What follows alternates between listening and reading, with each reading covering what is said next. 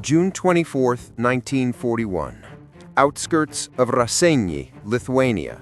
05:52 hours. Dawn crept slowly over the Lithuanian countryside, turning the mist above the fields a pale blue as the rumble of distant engines rolled through the hills.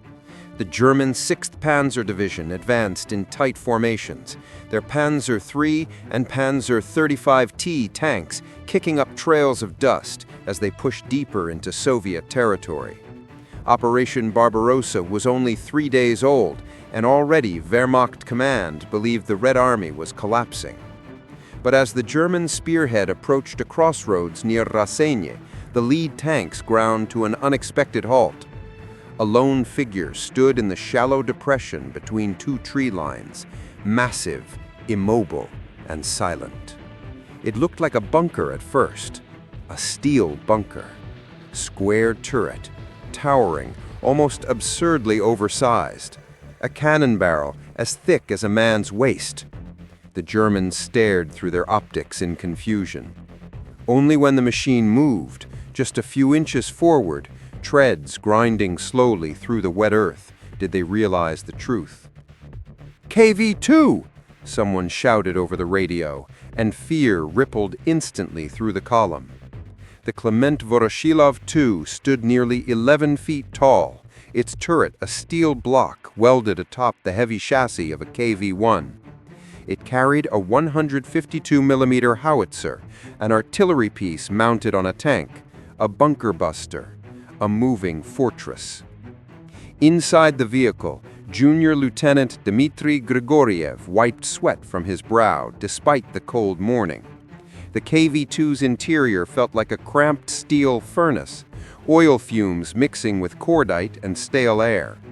The crew of 6 had been awake all night, listening to the distant thunder of artillery and the crackle of panicked radio transmissions as entire Soviet regiments fell apart under the weight of the German invasion. But not their tank, not this monster. Their orders had been simple: hold the crossroads as long as possible. No retreat, no fallback line, no reinforcement, just hold. Grigoriev looked through the periscope slit and saw the German tanks fan out like ants, attempting to encircle him. He felt a strange calm settle over him. The KV-2 had one advantage above all else: it could take punishment no other Soviet vehicle could withstand. "Loader, AP shell, target, lead panzer." The loader, an exhausted, soot-covered sergeant named Mikhailov, slammed a massive 152mm shell into the breach. The KV-2 shook violently as the cannon fired. The recoil felt like a hammer blow. The German Panzer III in the distance erupted instantly, its turret thrown sideways like kicked helmet. The explosion lit up the fog. Radio chatter among the Germans spiked urgent, frantic. More tanks moved in, firing wildly. 37mm rounds pinged harmlessly off the KV-2's thick frontal armor. The Germans tried flanking shots. They ricocheted like pebbles hitting an iron wall. Grigoriev fired again. Another panzer disintegrated. A third shot punched through the side of a Czech-built Panzer XXXV-T, sending flames shooting out of its hatches. The Germans switched tactics.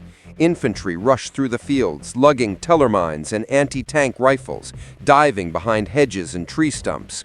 Machine gun fire rattled against the KV-2 like rain. The commander inside barely noticed. "Rotate turret," Grigoriev ordered. The KV-2 groaned as its massive turret inched around at a painfully slow speed, 20-30 seconds to traverse. Too slow for mobile combat, too slow for a real tank duel, but perfect for a bunker-breaking and advancing force. The loader shoved in another shell. The howitzer fired. The shockwave kicked dust into the air. Entire German infantry squads vanished beneath the blast radius. Bodies and debris scattered across the grass. The KV-2 now drew all German attention. Panzerjäger guns, crews sweating under the weight of their 50mm and 75mm cannons, raced forward and took firing positions. They unleashed volley after volley. Shells struck the KV-2's armor with deafening clangs, but failed to penetrate. One round chipped paint, another dented a track guard, nothing more. "They can't touch us," Mikhailov shouted, white with adrenaline. But they could do one thing: swarmed the tank. More German units moved through the woods, more vehicles poured onto the battlefield. The entire 6th Panzer Division now diverted attention to this one immovable obstacle that refused to die. Grigoriev knew what that meant. The KV-2 was never meant to survive.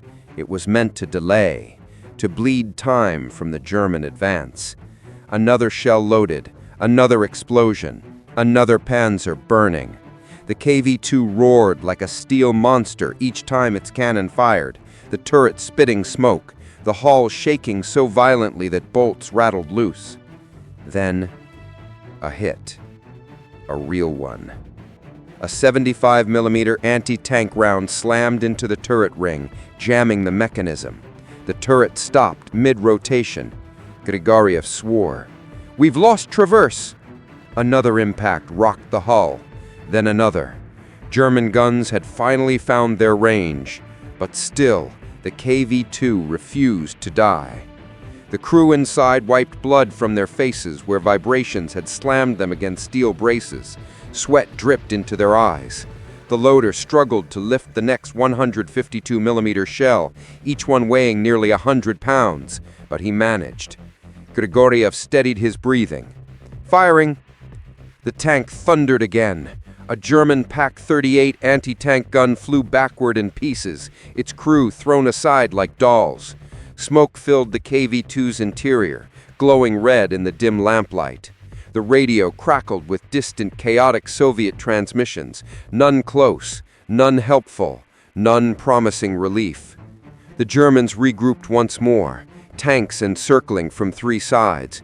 Infantry crawled through trenches and ditches. Assault guns raced into position. A ring of steel tightening around the lone Soviet monster. The KV-2's engine growled, track links clinging with mud and blood. The waking sun cast long shadows across the battlefield, illuminating the unkillable tank at the center, a metal giant daring the enemy to come closer. Grigoriev gripped the firing lever again. "We hold," he whispered, "as long as we can." Outside, the Germans prepared their next wave. The stand wasn't over, not even close. June 24th, 1941, Raseiniai Crossroads, Lithuania, 07:19 hours. Smoke drifted low over the fields as the KV-2 sat like an iron monolith at the center of the battlefield. Its turret jammed, its armor pocked with scorch marks, but still intact. The Germans had thrown everything short of artillery at it. Grenades, anti-tank rifles, even direct-fire shots from their 50mm and 75mm guns, but nothing had broken through the thick Soviet steel. What they had managed to do was surround it. From his cramped seat, Junior Lieutenant Dmitry Grigoriev pressed an oily rag to the cut above his eyebrow. The hit that jammed the turret ring had slammed him into the sight housing hard enough to draw blood. The KV-2's cramped interior stank of cordite, sweat, burning oil and exhaust leaking through microscopic gaps in the engine firewall. The temperature inside had climbed above 40 degrees Celsius. The loader, Sergeant Mikhailov, lifted another 152mm shell with shaking arms, veins bulging as he hauled the massive round toward the breach. "That's the last HE shell from the left rack," he gasped. "We've got AP remaining, 7 rounds." 7 rounds. Each one nearly a meter long and weighing more than some men. Each one capable of obliterating anything Germany dared to send. "Make them count," Grigoriev ordered. The driver, Private Semyonov, wiped sweat from his face, then peered through the narrow periscope. "They're moving again," he said. "Infantry on the right, tanks on the left." Grigoriev knew what that meant. The Germans were preparing a coordinated assault, a combined push. They had stopped underestimating the KV-2. Outside, German officers shouted orders. 2 Panzerjäger teams wheeled forward a Pak 38 anti-tank gun, its crew ducking low behind a hedgerow. 3 Panzer III tanks crawled along the ridge, their engines grinding. To the right, infantry advanced cautiously, using smoke grenades and the tall grass for cover. Grigoriev steadied himself, feeling each breath tighten in his chest. The KV-2 could not rotate its turret now, not without traverse. Every shot had to be lined up by pivoting the entire tank, a nightmare for a vehicle this heavy. Driver, 10 meters forward, then angle left. The KV-2 lurched with a metallic groan, its engine bellowing as it pushed forward. German machine guns opened up instantly, pinging harmlessly off the thick hull like pebbles against a boiler. "Stop! Hold here!" Grigoriev ordered. He aimed the cannon manually, sweat running into his eyes. "Loader, ready?" Mikhailov slammed the breech shut. "Ready!" Grigoriev fired. The shockwave rattled every man inside. Outside, the Pak 38 vanished, obliterated in a burst of flame and shredded metal. The crew was flung backward, bodies silhouetted briefly in the explosion. "One down!" Mikhailov shouted. But the Germans were learning. The 3 Panzer III tanks rushed the KV-2 from its left flank, trying to hit the rear armor or tracks. Semyonov wrenched the controls, pivoting the tank's massive bulk. A Panzer III fired. Its 50mm shell struck the KV-2's track guard and ricocheted harmlessly into the dirt. Another fired. The shot chipped off a chunk of armor but failed to penetrate. "Close enough," Grigoriev snapped. "Load AP." Mikhailov shoved an armor-piercing round. The cannon roared again. A Panzer III erupted like a burst can, its turret spinning off and crashing into the field. "Next one," Grigoriev shouted. But before they could realign the tank, a tremendous impact smashed into their right side. The men inside flew sideways as sparks rained from overhead wiring. "Report!" Grigoriev barked, coughing. "Hit from high velocity! Bigger gun! Maybe 88!" Grigoriev's stomach dropped. An 8.8-centimeter flat gun had been repositioned. It was one of the few weapons that could kill a KV-2 from the front. "Driver, reverse! Back to the depression!" The KV-2 groaned like a wounded beast as it reversed toward a shallow dip in the land. Another 88 shell screamed overhead, missing by meters but kicking up a geyser of dirt. Infantry swarmed closer, emboldened by the KV's momentary retreat. They carried satchel charges now, desperate explosives meant for blasting open bunkers. "Give me fragmentation!" Grigoriev shouted. Mikhailov loaded one of the few remaining HE fragmentation shells. The cannon fired. The blast tore a crater into the advancing infantry line, bodies thrown into the air, limbs scattered across the mud. The KV-2's interior lights flickered under the recoil. Sweat dripped, hands shook. The air inside was a suffocating stew of smoke and fumes. The radio crackled with distant Soviet transmissions, garbled chaos from collapsing front lines. No help was coming. They were alone, and the Germans knew it. The 88 repositioned again. Its crew crouched low, swinging the barrel toward the KV-2's hull. Semyonov slammed the tank into reverse, throwing dirt behind them as they slid into the depression. The next 88 shot struck the KV-2's upper plate with a deafening clang that sent shockwaves through the entire tank. But the armor held. Barely. "We can't take many more of those," Mikhailov whispered. "We don't need many more," Grigoriev replied quietly. "Just enough." He stared through the periscope, jaw set. The Germans were tightening the noose, but their fear was obvious. They moved like men approaching an animal they believed cornered, but not convinced was finished. Grigoriev wiped his face and steadied his voice. "Loader, AP. Driver, prepare forward push." The crew stared at him. "Forward?" Semyonov asked. "Toward the 88, Grigoriev repeated. "If we die sitting, we die for nothing." The loader breathed hard, then nodded. "One more, then." He heaved the massive round into the breech. Outside, the battlefield hummed with tension, the Germans preparing their final strike, unaware the KV-2's crew intended to do the same. The Soviet steel giant growled, its engine rising in pitch. Grigoriev gripped the firing lever. On my mark!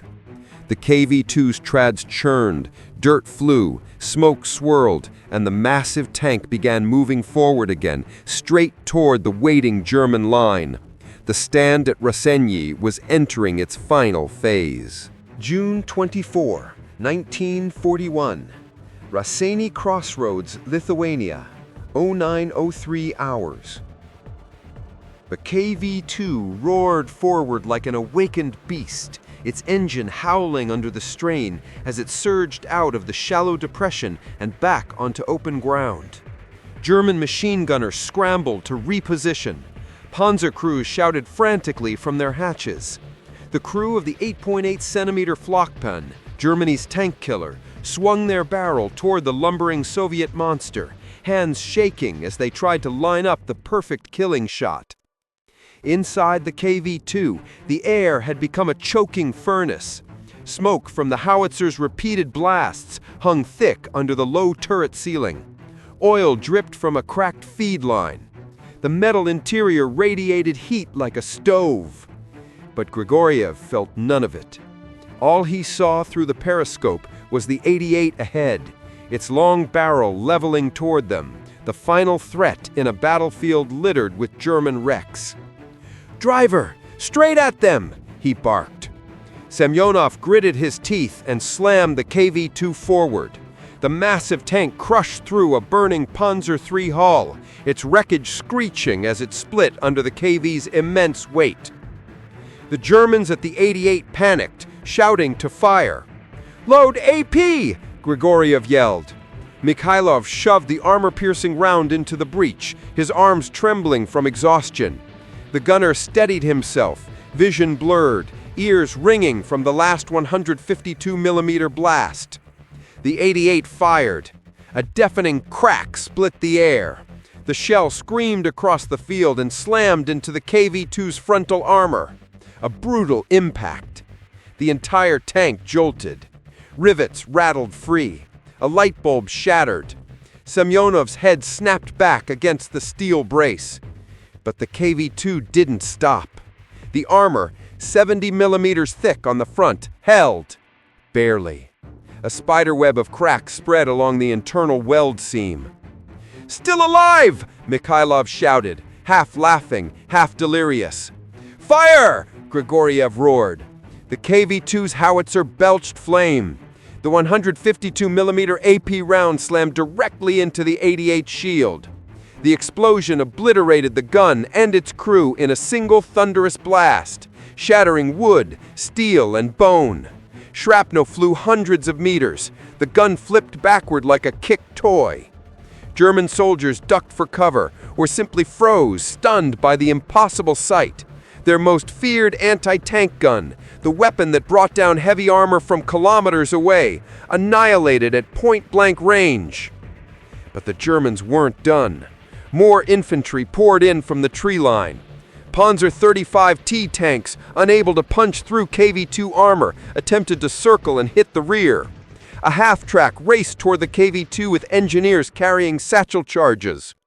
"Driver, rotate! Don't let them behind us!" Grigoriev shouted. Semyonov tried, but the tank hesitated.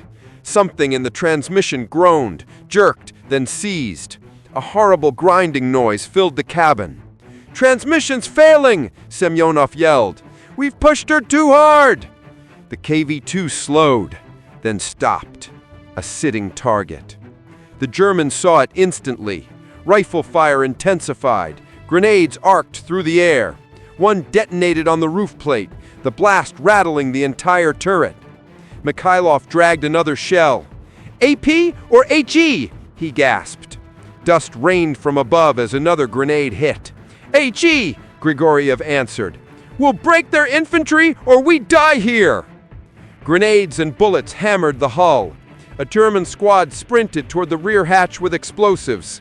The loader slammed the HE round into the breech, then collapsed to one knee, chest heaving, drenched in sweat and gunpowder. Grigoriev fired. The blast shredded the charging infantry, ripping a crater where they stood. But it also shook the KV-2 so violently that 2 fuses blew behind the radio set, plunging the interior into flickering darkness. "We're nearly out," Mikhailov rasped. "1 HE, 2 AP." The Germans regrouped again. More Panzerjägers arrived, crews dragging a 50mm Pak gun into place, sweating, desperate, knowing even that probably wouldn't work. One soldier fired a flare to signal nearby armored units. From the tree line, the loading clatter of another German anti-tank gun echoed. Time was running out. Grigoriev stared at his crew, blackened by soot, blood trickling from forehead and knuckles, lungs fighting against the thick chemical air. They looked like men carved from the steel they fought inside. "We hold," he said, voice steady, though his heart thundered. "To the last. That is our duty." Mikhailov nodded. Semyonov crossed himself. The radio operator whispered the same phrase he had whispered since dawn. "Za Rodina!" For the motherland. The Germans unleashed their final assault. The Pak gun fired again and again, shots sparking harmlessly. Infantry crawled forward on their bellies, tossing grenades under the KV-2's tracks. One blast finally damaged the right tread, locking it entirely. Flames crawled across the fender. A Panzer III fired point-blank into the turret base, its shell cracking the weld but failing to enter. But the Germans had realized at last, they didn't need to kill the KV-2.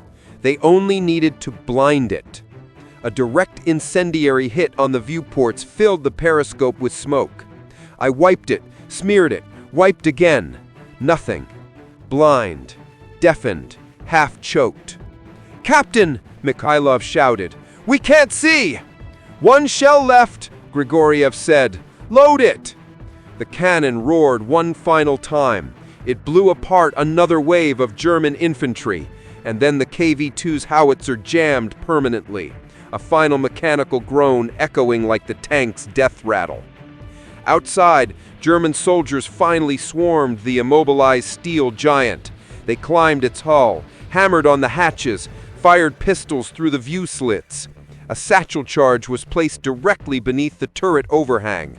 Inside, the crew braced. The explosion tore through the turret floor. A blast of fire and shrapnel filled the cabin. For a moment, everything went silent. Smoke drifted from the KV-2. The Germans approached cautiously, rifles ready. The great tank, after destroying over a dozen vehicles, stalling an entire division, and fighting until it physically could no longer fire, lay still at last. A German officer removed his cap as he inspected the wreck. One tank. This was one tank. Word of the KV-2 stand spread through the German lines within hours. Some called it madness, others called it courage. But all agreed on one truth. The monster at Raseini had not been beaten. It had simply run out of shells.